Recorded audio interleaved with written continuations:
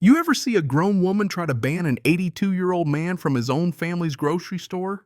Yeah, that happened. And I swear I still can't believe I watched the whole circus play out with my own eyes. Picture this, my grandpa standing in Riverside Market just studying a perfectly ripe cantaloupe, looking like he's solving world peace right there between the melons and the honeydews when suddenly this shriek slices through the quiet hum of the store. Not just any shriek, Patricia Holloway's. In Pine Valley, folks hear Patricia before they see her, and trust me, her voice could cut glass. She's the type who prints her own business cards. Community standards coordinator, because apparently that's a real job if you shout it loud enough and wear a badge on a fancy lanyard. So there's Grandpa Hands cradling the cantaloupe like it's a family heirloom, blinking up at Patricia like she's a bad dream he forgot to wake up from. "Excuse me," he asks, all gentle and confused. Patricia, clipboard in hand, badge swinging like she's a sheriff in some HOA Wild West, announces, "You've been banned from this establishment, Mr. Brennan. Effective immediately." She taps that clipboard so hard I half expected sparks to fly. And I'm standing over by the dairy section watching this like it's live TV, already spotting her homemade market violation log spreadsheet. Yes, really taped right to the board. Grandpa blinks, sets the cantaloupe down, careful as can be, adjusts his glasses and says, "Young lady, I've been shopping here for 15 years. There must be some mistake." Patricia, louder than a Walmart PA system, says, "No mistake. Your repeated violations of shopping efficiency standards have been documented and reviewed. Please exit the premises or I'll call security." And I swear the whole store's gone quiet. There's my grandpa, 82 years old, shuffling toward the door, looking as lost as I've ever seen him, and Patricia's trailing him like she's leading him to jail, her sensible flats clacking with every smug step. That was it for me. I step out from behind the yogurt, clear my throat, and say, "Patricia, you just banned the owner's grandfather from his own store." Her face drains of color, like I just told her the IRS is on line 1. Nathan Brennan. She tries to recover, stammering something about not realizing I was there, probably because I wasn't wearing the tie she's used to seeing at HOA meetings. I just brush past her and say, "Grandpa, finish your shopping."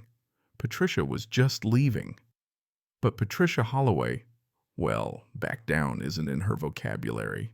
See, she's been president of Pine Valley's HOA for 3 years, and in that time she's turned a friendly neighborhood into her own personal fiefdom. For context, I'm Nathan Brennan, co-owner of Riverside Market with my sister Rachel. Our family's owned this place since back when Pine Valley was just dirt roads and a couple stubborn cows. Grandpa worked here 40 years before he retired, and every Thursday morning he comes in, grabs a cart, and strolls the aisles for 90 minutes, greets every employee, tells stories, inspects the produce like he's running quality control at NASA.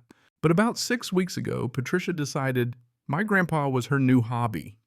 It started off harmless. She'd ask our manager why that elderly gentleman monopolized the sample station. When she learned he was family, she doubled down, filing formal complaints about his inefficient shopping patterns. I've read her notes. One entry said, "Subject lingered 17 minutes in the produce section, exceeding recommended browsing time by 11 minutes. Another subject engaged cashier in a 4-minute conversation about grandchildren creating artificial queue delay. My favorite tested the firmness of 7 avocados before selection. Potential contamination risk." You can't make this up. I figured, okay, bored retiree, too much time on her hands. But she kept at it every Thursday. There she was stalking Grandpa, scribbling on her clipboard, sighing dramatically if he paused by the tomatoes. Last week, she told him his shopping methodology disrupted optimal traffic flow. Grandpa just offered her a strawberry sample, all charm. She handed him a warning on HOA letterhead. Yes, she carries that in her purse. Now here she is clutching that clipboard like a life preserver in my store. "Patricia," I say, pulling out my phone. "I'm calling Rachel. We need to discuss your recent behavior." She tries to bluster. Pine Valley HOA has authority over all commercial properties within the neighborhood. Your grandfather has violated community commerce guidelines. I laugh. Patricia, those rules are for garage sales and lemonade stands, not businesses older than the HOA itself. And even if they did, which they don't, you can't ban people from private property. She huffs about the charter, giving oversight on activities that impact neighborhood character. I'm halfway through rolling my eyes when Rachel comes flying out of the back hair, still in a bun, eyes like storm clouds.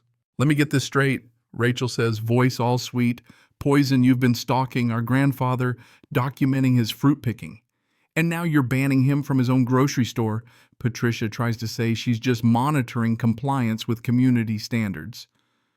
Rachel doesn't miss a beat, pulls out her phone and says, "Great, I'm calling our attorney. Let's see what he thinks about you harassing an elderly man and interfering with a private business." Suddenly, Patricia's sweating. "That's not necessary," she says. "I was just trying to maintain order and efficiency." Rachel cuts her off. By banning an 82-year-old for picking out fruit. I fold my arms. You know, my grandpa spent 40 years building this store, right? He knows every employee, their birthdays, their kids' names. Half these folks got their first job from him. And you want him gone because he doesn't fit your made-up standards? At this point, a crowd's gathering. Regulars, folks who grew up with Grandpa, are shaking their heads, giving Patricia looks that'd sour milk. That's when Marcus, our deli manager, steps forward. 15 years on the job, thanks to Grandpa. "Mr. Stanley taught me everything about this place," he says. "Voice strong, man's a legend. He can take as long as he wants, wherever he wants." Patricia's back stiffens. Instead of retreating, she doubles down, brandishing her clipboard.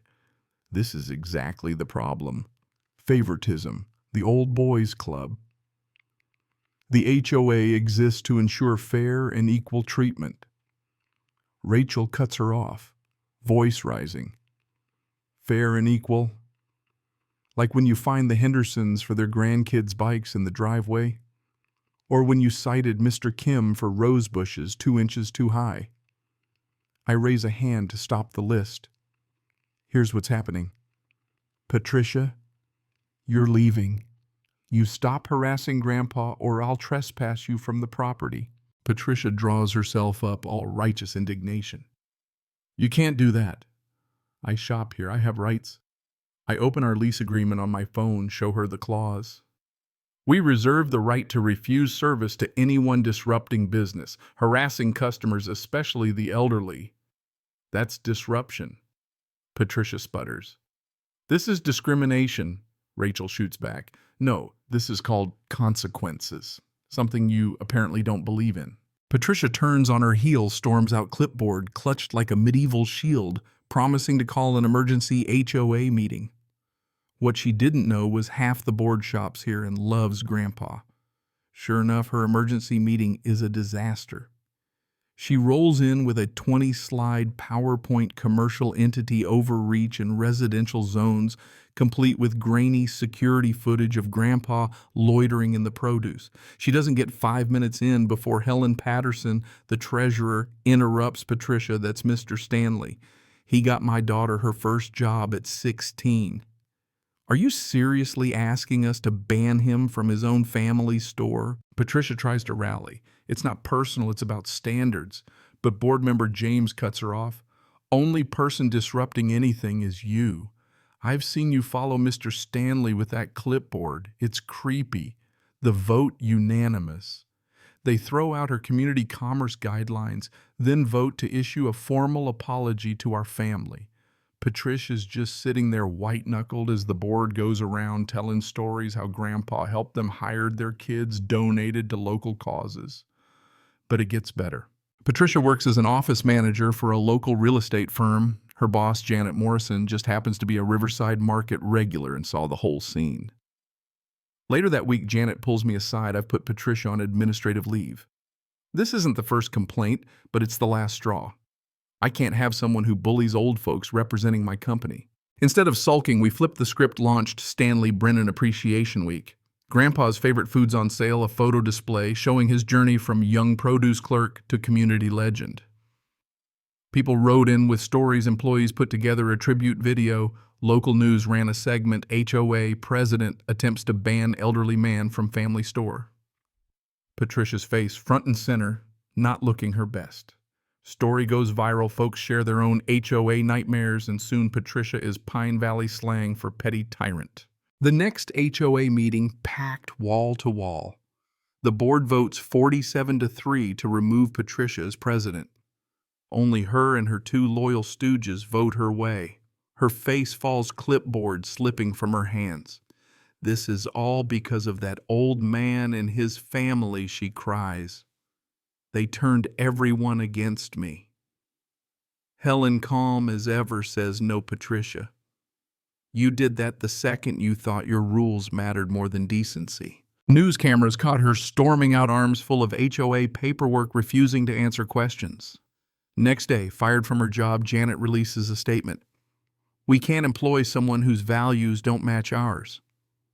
Patricia lists her house for sale, a for sale sign up before the paint dries. The new HOA board, no joke, issues her a violation for the sign being 2 inches too close to the sidewalk. The irony? Well, nobody missed it. Legal fees, job gone.